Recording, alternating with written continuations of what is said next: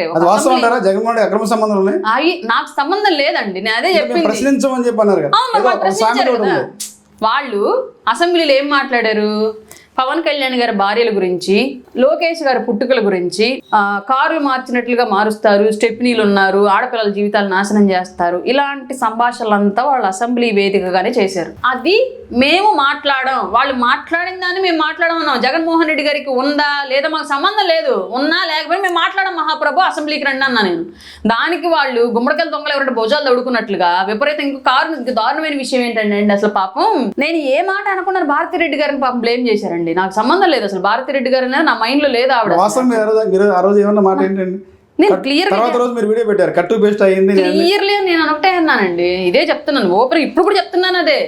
జగన్మోహన్ రెడ్డి గారి ప్యాలెస్ల గురించి, ప్యాలెస్లో ఉన్నటువంటి సంబంధాల గురించి, ప్యాలెసేతరుల గురించి, అలాగే జగన్మోహన్ రెడ్డి గారి బిడ్డల పుట్టుకల గురించి, వీటి గురించి మేము వేటి గురించి మాట్లాడడం. ఎందుకంటే అక్కడ క్లియర్గా అసెంబ్లీలో అదే మాట్లాడారు గతంలో.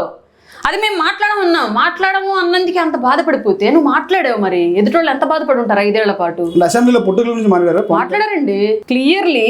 ఆయన ఎవరు, వల్లభనేని వంశీ అనుకుంటాను, వల్లభనేని వంశీ, అంబటి రాంబాబు, ఇంకొకటి ఎవరు, ముగ్గురు క్లియర్ గా పుట్టుకల గురించి మాట్లాడారు అసెంబ్లీలో. ఎంత దారుణమైన పరిస్థితి అండి అది. ఒక ప్రజా ప్రయోజనాల కోసం ఏర్పాటు చేసినటువంటి ఒక చట్ట సభలో, భవిష్యత్తు తరాలకు ప్రణాళికలు రచించాల్సినటువంటి ఒక చట్ట సభలో పుట్టుకల గురించి మాట్లాడారు. ఇంత నీచమైనటువంటి సంస్కృతి గతాలు ఏ ప్రభుత్వాలు చేయలేదు, ఇక మించి ఏ ప్రభుత్వాలు కూడా చేయవద్దు. వైసీపీకి దక్కింది ఆ ఘనతంతా కూడా. అది మేము మాట్లాడారు అమ్మన్నందుకు అసలు పీకేసుకున్నారండి బాబు. నాకు అర్థం కాలేదు ఎందుకని ఇంత పిచ్చోళ్ళు అయిపోతున్నారు. మరి మీరు అన్నది మేము అనమంటే అంత బాధేస్తుంది, మరి మీరు ఎట్టన్నారా బాబు? నాకు అర్థం కాలేదు నిజంగా, నాకు ఆశ్చర్యం వేసింది.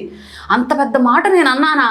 మరి వీళ్ళు అన్నప్పుడు ఎందుకు అంత బాధ వీళ్ళకి రాలేదు? అయ్యో తప్పన్నామే మనం అని చెప్పేసి ఎందుకు వీళ్ళు రియలైజ్ రాలేదు? మళ్ళీ ప్రెస్ మీట్లు కూడా పెట్టారు బయటకు వచ్చి ఆ విషయం మీదే. వల్లభనేని వంశీ అనే ఒక అతను, వద్దులేండి ఇంక పెద్ద మాట వచ్చేసింది, అతను అసెంబ్లీలో మాట్లాడింది కాక మళ్ళీ బయటకు వచ్చి ప్రెస్ మీట్ పెట్టాడు ఆ విషయాల గురించి. ఎంత నీచమైన సంస్కృతికి దిగజారండి మీరు. అట్లాంటి సంస్కృతి మా దగ్గర లేదు. అసెంబ్లీకి రండి, మేము రెడ్ కార్పెట్ వేస్తాము అంటే ప్రస్తావించము అంటూ ప్రస్తావించినటువంటి మాటకి మీరు అంత బాధపడితే, మీరు నిజంగా అన్నారే ఏమి? మీరు పుట్టినట్టు పుట్టలేదా?